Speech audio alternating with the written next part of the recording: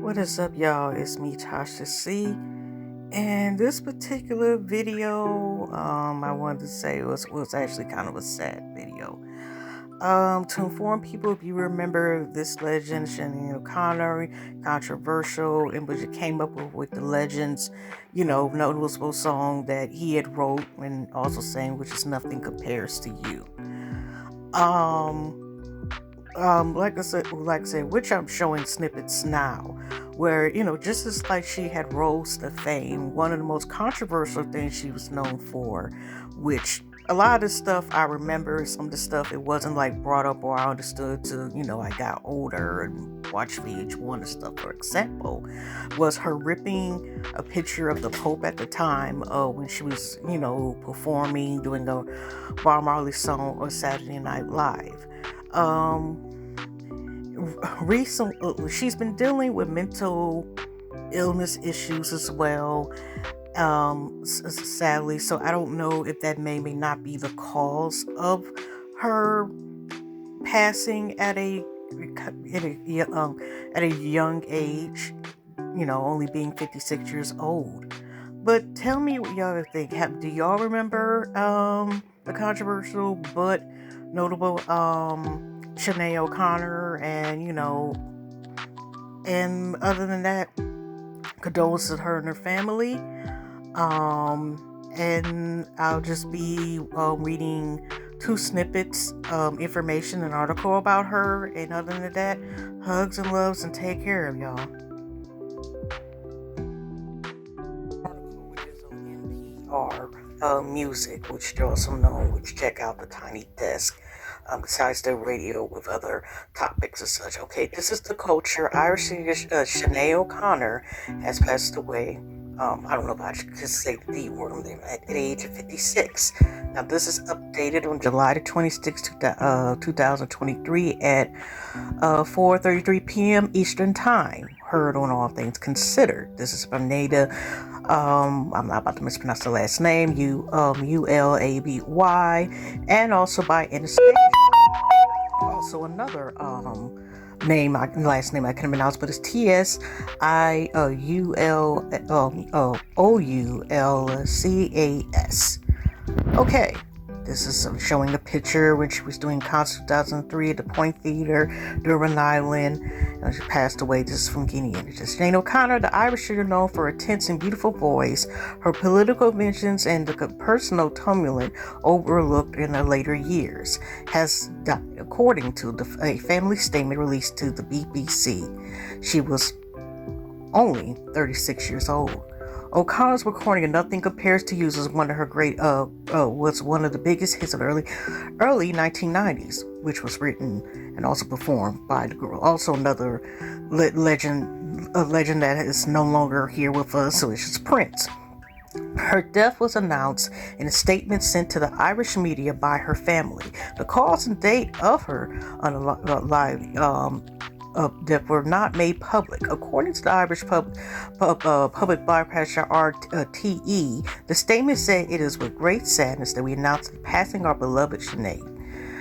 Her family and friends are devastated and have requested privacy at this difficult time.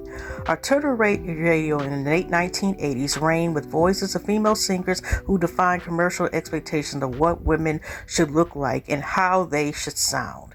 But even the crowd that included Tracy Chapman, remember that Tracy Chapman is known for her song, especially, driving in the fast car and Give Me One Raise and Stay Here. Just them songs along. Laurie Anderson and the Indigo Girls. Now, honestly, I've heard of O'Connor stood out. So did Tracy Chapman. Okay, but the cover of her first album, released in 1987, was so striking.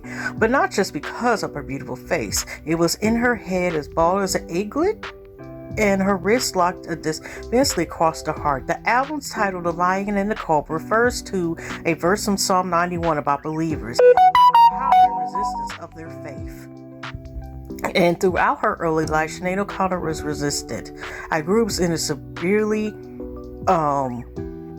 we're going to ride with Rusev, I don't even know if that's a word, a bad situation. My mother being the perpetrator. Sinead O'Connor told NPR in 2014. So much of child damage is about being voiceless, and it's one really healing thing to just make sounds. O'Connor started making sounds in a home for juvenile delinquents after a childhood spent getting booted out of Catholic schools and busted repeatedly for shoplifting. But a nun gave her a guitar and she began to sing on the streets of Dublin and with a popular Irish band in Tarnudum. Sinead O'Connor came to the attention of U2's guitarist The Edge, and she got herself signed to Inside Chrysalis label. Her second album, I Do Not Want What I Haven't Got, went double platinum in 1990, partially because of the hit love song written by Prince, Nothing Compares to You. You know, I know YouTube, and I still don't know all their names. Okay. I Do Not Want What I Haven't I Got was a dissertation. Sorry, y'all, I'm mispronouncing that word. Of O'Connor's prayerful sense of music and her fury over social injustice. She rejected its 4 Grammy nominations as it being too commercial, and in her words, for destroying the human race. And she was banned from New Jersey Arena, where she refused to sing the Star Singer Better for its lyrics glorifying bombs bursting into air. Oh, didn't know this. Okay, rock critic Bill Wyman said O'Connor belonged to a proud Irish tradition of speaking up against the established order. You know, she's always on the side of the victims and the vulnerable and the weak, he observes. In 1992, in the height of her fame, Sinead O'Connor appeared on the Saturday Night Live, and this was beginning of a career, even though it turned out this, when I'm saying my words, what she was talking about fighting against the Indian Catholic, a lot of them, they still trying to get people with lawsuits and stuff like that. But let's continue. In her performance, she raised her voice against racism and child aid. There was dead silence when she ended the song with a version of Bob Marley's War, ripping up the then picture of Pope John Paul II.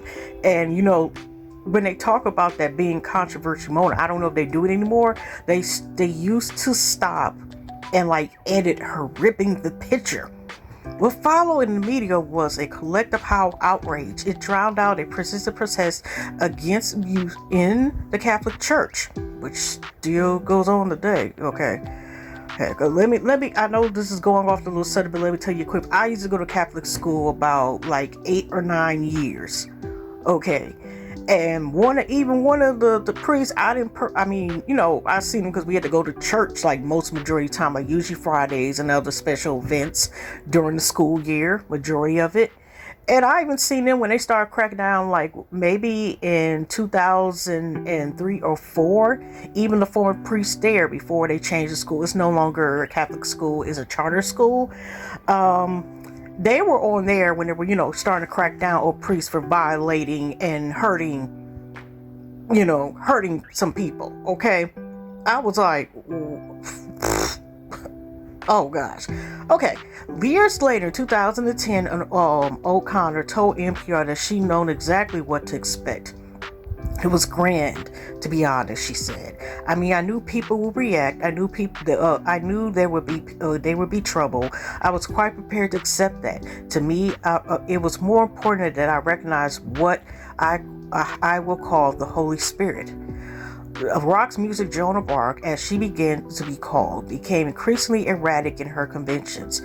O'Connor was a feminist, then she wasn't. She supported the Irish Republican Army until she didn't. She got ordained as a Catholic priest by the royal sect. She converted to Islam. She went from celibacy to oversharing about her taste in sex in adult time. She changed her name several times, calling herself, I'm not about to pronounce it, but it started with an S.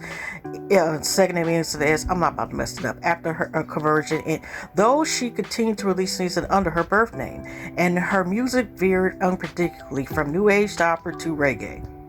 Even though O'Connor never produced another notable hit, tabloids kept covering her. Her 4 marriages, her 4 divorces, her 4 children, her feuds with celebrities, ranging from years from Frank Sinatra to Miley Cyrus. Oh, okay. I think people lost respect for, with her credibility, says Bill Wyman, and her later records aren't as much fun. They are poorly produced, they are odd, they are just not as enjoyable.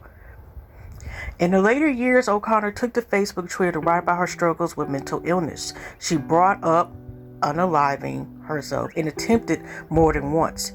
If you came to the age of 1980s, one song you heard over Sinead O'Connor first I was never gets old. If only somehow she could have gotten old as powerful as her strongest songs. After her passing, the Prime Minister of Ireland, Lear Vintner, issued a statement on social media saying, "Really sorry to hear the passing of Sinead O'Connor. Her music and love around the world and her talent unmatched beyond compare. Those in her family, her friends, and also who loved her music." I can't remember some note, but well, to say the Rich Virgin, may her soul rest at the right hand of God. Okay, this is also stating, someone that may be considered alive, considering the 988 unaliving crisis line by texting 988 or the crisis line by texting home to 741741. Talk about real quick is from shout out to Lovely T TV. Also has a short but also informative statement about her passing. About Sinead O'Connor, provocative Irish music legend, passes away at age 56. Sinead O'Connor has died at the age of 56, and years after years of mental health battles. Her devastated family confirmed the Irish shot to stardom across the world in 1990 by her heart-trending cover of Prince's "Nothing Compares to You."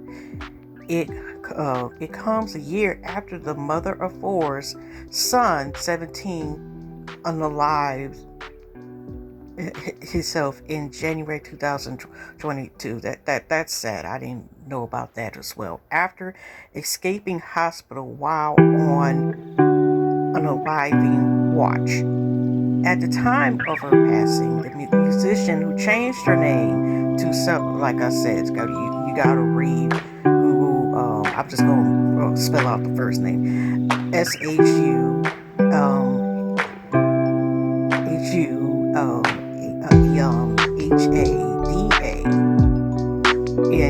and last name starts with an S as well. In 2018, when she converted to Islam, was thought to be spending her time between Roscommon Island and London. In her last tweet, O'Connor posted a photo of Shane and said, living as undead night creature since he was the love of my life, the length of my soul. Condolences to her family, her main babies. That's sad. I don't know if she died with them, say parentheses, like if some people, if you heard like the term of a broken heart, or if it's due to her response of something she did, because 56 years old is still very young, and I didn't know when her, babies had passed away. But condolence to another legend that is no longer here with us.